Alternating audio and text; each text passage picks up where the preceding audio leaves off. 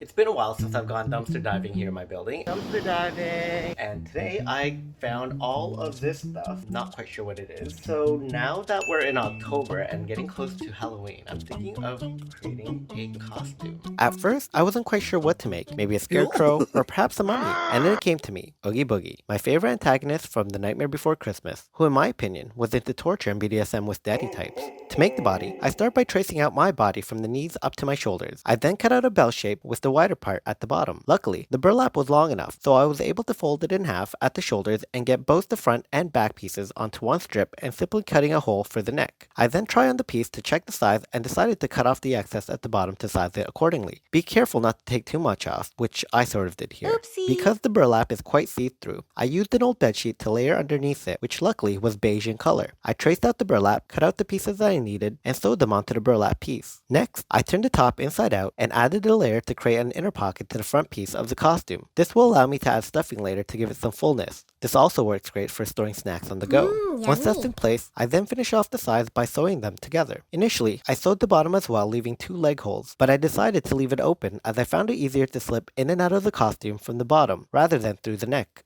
For the arms and legs, I traced out oversized triangle shapes for each piece. Make sure to go bigger than what you need, as I ended up stretching my initial pieces and having to add additional layers for the legs. Similar to the body, I also trace and cut out inside layers and sew those in place. So for the arms, I want to be able to stick my hand out, so I'm going to cut through here.